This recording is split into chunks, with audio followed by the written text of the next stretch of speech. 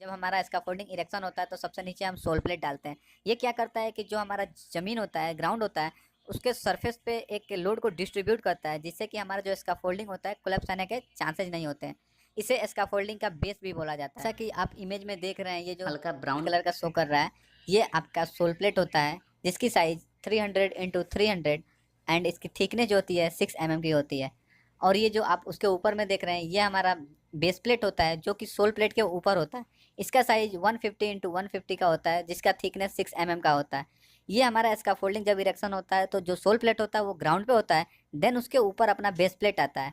और ये जो आप इसमें देख रहे हैं, ये आपका सैंक होता है, जिसकी लंबाई 130 mm होती है तथा इसकी डाया 25 mm की होती है। तो ये हमारा स्कैफोल्डिंग का बेस है। आगे बात करेंगे स्कैफोल्डिंग पाइप के बारे में, दैट मीन्स ट्यूब के बारे में। यह एक प्रकार का पाइप होता है जिसका उपयोग स्कैफोल्डिंग इरेक्शन के दौरान स्कैफोल्डिंग के कंपोनेंट के रूप में किया जाता है। इसका आउटरनल डाया 48.3 mm का होता है, जबकि इंटरनल डाया 40 mm का होता है, जिसको नॉमिनल डाया भी बोलते हैं। इसकी थिकनेस की बात करें तो 3.2 mm इसकी थिकनेस होती है। एक नॉर्मल ट्यूब 6 मीटर लंबी होती है, जिसका वेट लगभग 20 kg होता है। हम अपने हिसाब से इसको कटिंग करके एडजस्ट कर सकते हैं। एंड अगर इसके स्टैंडर्ड की बात करें तो हम लोग इंडियन स्टैंडर्ड 1161 का भी यूज कर रहे हैं। तो ये हमारा पूरा जो डिटेल्स है ये इस स्कैफोल्डिंग से रिलेटेड है, दैट मीन्स इस ट्यूब से रिलेटेड है। Okay, clear. अब हम बात करेंगे स्कैफोल्डिंग क्लैंप के बारे में। ये क्या होता है, आइए जानते हैं। क्लैंप का उपयोग स्कैफोल्डिंग कंपोनेंट्स को सिक्योर करने के लिए यूज किया जाता है। जब हम स्कैफोल्डिंग का इरेक्शन कर रहे होते हैं तो उस दौरान जो हमारा इक्विपमेंट हम यूज कर रहे हैं, जो मटेरियल यूज कर रहे हैं, उसको सिक्योर करने के लिए इसका उपयोग किया जाता है। क्लैंप्स के टाइप्स के बारे में अगर बात करें तो जनरली 7 प्रकार के होते हैं, जो कि इस प्रकार हैं। राइट एंगल क्लैंप, इसको फिक्स क्लैंप भी बोलते हैं। स्विवेल क्लैंप, नॉर्मली भाषा में इसको चालू क्लैंप बोला जाता है। ओके, ये पूरा रोटेट करता है, 360 पे रोटेट होता है, आप जिस एंगल में चाहें उसको यूज कर सकते हैं। स्लीव क्लैंप, इसको बॉक्स क्लैंप भी बोलते हैं। इसका उपयोग जब हम दो ट्यूब को जोड़ने के लिए यूज किया जाता है। ओके, नेक्स्ट में आप देख रहे हैं पुटलॉक क्लैंप। इस क्लैंप का उपयोग हमारा जो स्कैफोल्डिंग का प्लैंक होता है उसको फिक्स करने के लिए, डेट मीन्स उसको सिक्योर करने के लिए को यूज किया जाता है। नेक्स्ट में आप देख रहे हैं बीम क्लैंप। इसका उपयोग जब हमारा स्कैफोल्डिंग इरेक्शन होता है तो ये कोलेप्स ना हो, इसके लिए हम किसी बीम या स्ट्रक्चर से इसको क्लैंपिंग करते हैं। डेट मीन्स उस प्लेस पे हम इस क्लैंप का यूज करते हैं। ये आप नेक्स्ट में देख रहे हैं लैडर क्लैंप। हमारा जो इसका फोल्डिंग इरेक्शन होता है उस पर चढ़ने के लिए लैडर का यूज किया जाता है। तो उस लैडर को सिक्योर करने के लिए लैडर क्लैंप का यूज किया जाता है। Okay, next joint pin clamp. ये क्या होता है, एक प्रकार का क्लैंप होता है जिसको हम ज्वाइंट करने के लिए पिन के यूज करते हैं। अर्थात कि ये जो हमारा जो पिन होता है ना, उसको जैसे जैसे हम टाइट करेंगे तो ये हमारा जो ट्यूब होता है उसको कैच करता है, डेट मीन्स उसको टाइट करता है। तो इस प्रकार से इस क्लैंप का यूज करके हम दो ट्यूब को ज्वाइंटिंग करते हैं। ओके, अब हम बात करेंगे स्कैफोल्डिंग प्लैंक के बारे में। प्लैंक क्या होता है, आइए जानते हैं। प्लैंक का उपयोग प्लेटफार्म को बनाने के लिए किया जाता है, जिस पे हम किसी व्यक्ति या मटेरियल के भार को लोड देते हैं, दैट मीन्स उस पर सपोर्ट देते हैं। ओके, इसकी अगर हम लंबाई की बात करें तो 2100 दैट मीन्स 2.1 मीटर का होता है। इसकी विड्थ जो होती है 280 mm की होती है। एंड इसके थिकनेस की बात करें तो 38 mm की होती है। ये जो हमारा प्लैंक है ये इंडियन स्टैंडर्ड 8224 के तहत है। और इसके जो भी डिटेल्स हमने आपको डिस्क्रिप्शन में दिया वो इसके तहत ही मैंने आपको बताया। तो आई थिंक ये हमारा प्लैंक का जो टॉपिक है ये कवर हुआ। और एक और बात, ये जो प्लैंक होता है इसको हम पुटलॉक कॉपलर के द्वारा फिक्स करते हैं। जो हमारा प्लैंक होता है ट्रांजम के ऊपर में रखते हैं, उसके बाद हम इस पे कार्य कर सकते हैं। Okay, clear. नेक्स्ट अब हम आगे में आपसे बात करेंगे टोबोर्ड के बारे में, हैंड्रेल के बारे में तथा मिडरेल के बारे में। ये क्या है, आइए जानते हैं।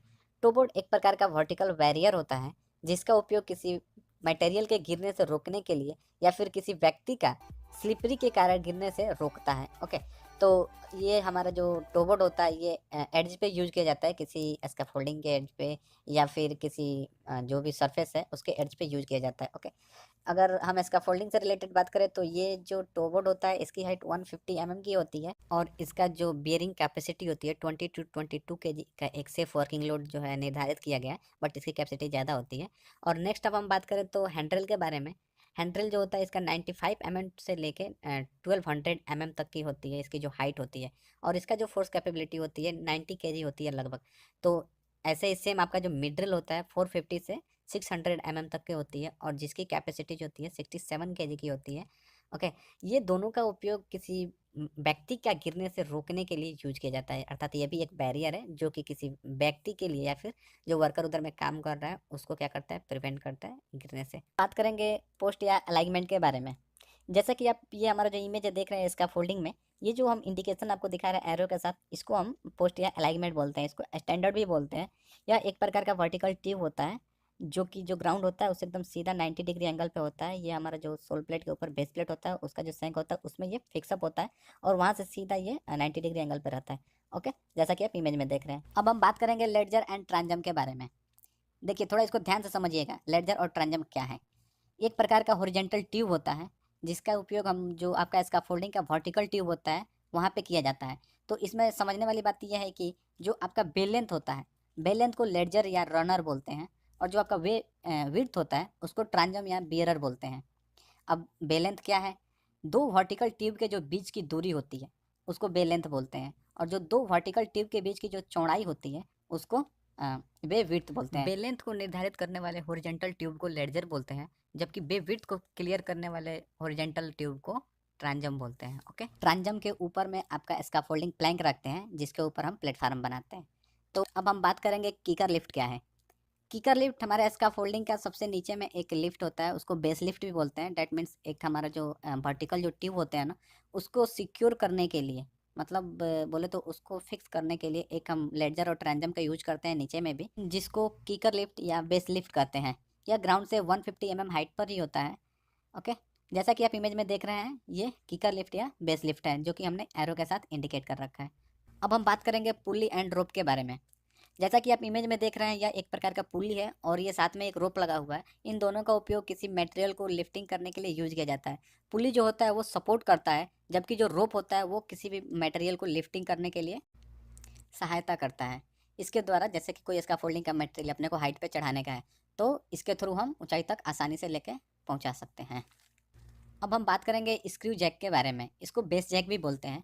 यह एक प्रकार का जैक होता है जिसका उपयोग हम ऑड इवन सरफेस पे करते हैं, जिससे क्या होता है जो आपका ऑड इवन सरफेस है वो एक लेवल में आ जाता है। अर्थात कि किसी भी सरफेस को मेंटेन करने के लिए हम स्क्रू जैक का उपयोग करते हैं। इसकी कैपेसिटी 3000 kg होती है।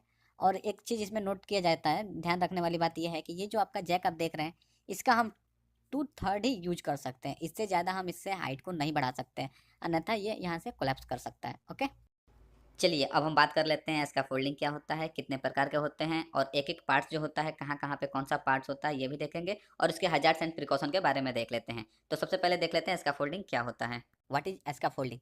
इसका folding is a temporary elevated platform you to support man और मटेरियल और both to perform the job at height. इसका फोल्डिंग एक टेम्पोररी एलिवेटेड प्लेटफॉर्म होता है जिसका उपयोग किसी व्यक्ति या किसी सामान का या फिर दोनों को ऊंचाई पर कार्य करने हेतु सपोर्ट करने के लिए यूज किया जाता है। इसको स्टेजिंग भी बोला जाता है। दोस्तों अब हम बात करेंगे टाइप्स ऑफ स्कैफोल्डिंग के बारे में।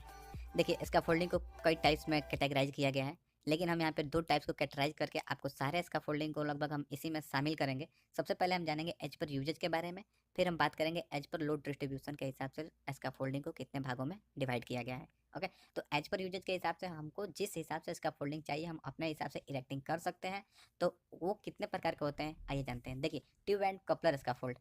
दोस्तों पहले हम यहाँ पे नंबरिंग कर लेते हैं, देन आफ्टर हम एक एक करके आपको डीपली में समझाएंगे इस कैसे इसका फोल्डिंग को हम पहचान सकते हैं। ओके, तो फर्स्ट है आपका ट्यूब एंड कपलर इसका फोल्ड, देन है आपका कपलक, एक होता है कपलक, ध्यान दीजिएगा कपलक इसका फोल्ड। ओके, नेक्स्ट मोबाइल इसका फोल्ड, सस्पेंडेड इसका फोल्ड, हैंगिंग इसका फोल्ड।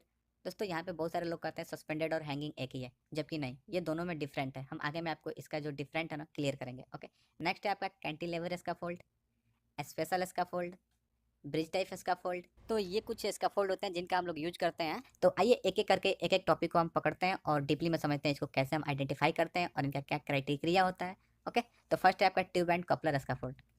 इसको ट्यूब और कपलर के ज्वाइंट कर करके क्लैंपिंग कर करके स्कैफोल्ड का निर्माण किया जाता है। यह एक प्रकार का फिक्स्ड स्कैफोल्डिंग होता है। ओके, जैसा कि आप इमेज में देख रहे हैं कि हमने क्या किया, इसमें ट्यूब और कपलर को ऐड कर करके एक स्कैफोल्डिंग का निर्माण किया जाता है।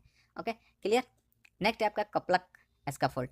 कपलक स्कैफोल्ड एक प्रकार का ऐसा स्कैफोल्डिंग होता है जिसमें केवल कप टाइप के होते हैं जो कि लॉक होता है। जैसा कि आप ये स्कैफोल्डिंग में देख रहे हैं, ये यहाँ पे आप शो करिए, ये एक प्रकार का कप है जो कि आपका हॉरिजॉन्टल जो पाइप होता है उसको लॉक करने के लिए यूज किया जाता है। ठीक है, जैसा कि आप इमेज में देख रहे हैं कैसे हॉरिजॉन्टल पाइप को इसने लॉक कर रखा है। इस स्कैफोल्ड में किसी भी प्रकार का नट या बोल्ट का यूज नहीं किया जाता है। ओके, नेक्स्ट है आपका मोबाइल स्कैफोल्ड। मोबाइल स्कैफोल्ड एक प्रकार का व्हील पे होता है जिसको कास्टर व्हील बोलते हैं। उस पर ऑलरेडी फिक्स होता है जिसको एक जगह से दूसरे जगह आसानी से हम ले जा सकते हैं। ओके, तो ऐसे स्कैफोल्ड को मोबाइल स्कैफोल्ड बोलते हैं। जैसा कि आप इमेज में देख रहे हैं, हम इस स्कैफोल्ड के द्वारा अपना जो भी कार्य होता है टेम्पोररी होता है, क्षणिक समय के लिए हम किसी भी कार्य को करते हैं, फिर नेक्स्ट स्टॉप, फिर नेक्स्ट स्टॉप, ऐसे हम क्या करते हैं, रोटेट करते रहते हैं इसको। ओके, नेक्स्ट है आपका suspended scaffold and hanging scaffold. दोस्तों ये दोनों में डिफरेंट क्या है, थोड़ा इसको ध्यान से समझिएगा।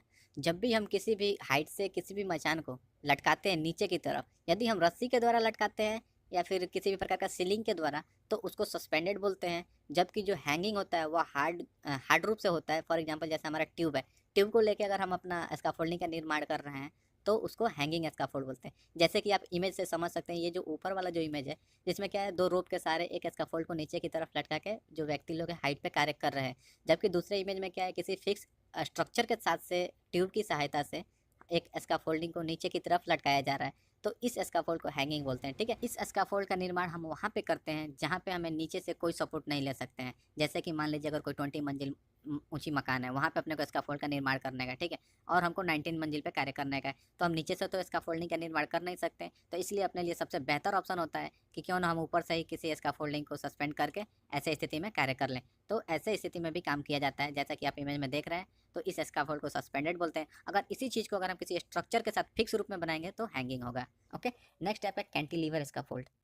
कैंटिलीवर स्कैफोल्ड होता है एक प्रकार का ऐसा स्कैफोल्ड होता है जो कि किसी स्ट्रक्चर से बाहर जाता है। ठीक है, जैसा कि आप इमेज में देखिए, यहाँ से ये स्कैफोल्डिंग इरेक्शन हुआ है, जबकि इसके नीचे कोई सपोर्ट नहीं है, एक साइड से ही केवल सपोर्ट रहता है इसमें। ओके, बाकी हम यहाँ पे क्रॉस ब्रेसिंग ले सकते हैं, लेकिन इसका एक हिस्सा हमेशा हवा में होता है, दूसरा हिस्सा एक स्ट्रक्चर से ऐड होता है।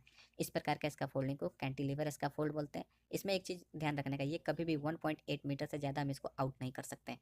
अगर हम इससे जहाँ 1.8 मीटर से आउट करेंगे तो ये आपका स्पेशल स्कैफोल्ड में आ जाएगा। ओके, नेक्स्ट है आपका bridge type scaffold. Bridge type scaffold एक ऐसा स्कैफोल्ड होता है जिसमें कि एक ब्रिज का निर्माण किया जाता है। जैसा कि आप समझ सकते हैं कि दो साइड से स्ट्रक्चर है और बीच में अपने को स्कैफोल्ड निर्माण करने का है। फॉर एग्जांपल मान लीजिए नीचे में कोई रोड है या फिर कोई तालाब है या फिर कुछ भी हो, ठीक है, वहाँ पे अपने को स्कैफोल्ड बनाने का, तो हम नीचे से तो कोई बेस ले नहीं सकते हैं, तो उसको हवा में ही लटकाया जाता है। फॉर एग्जाम्पल इस छोरे से लेके उस छोरे तक हम एक स्कैफोल्ड का निर्माण करते हैं, उसको ब्रिज टाइप स्कैफोल्ड बोलते हैं। जैसा कि आप इमेज में देख रहे हैं, इसका क्राइटेरिया होता है 4 मीटर से ज़्यादा हम इसका लेंथ को नहीं ले सकते।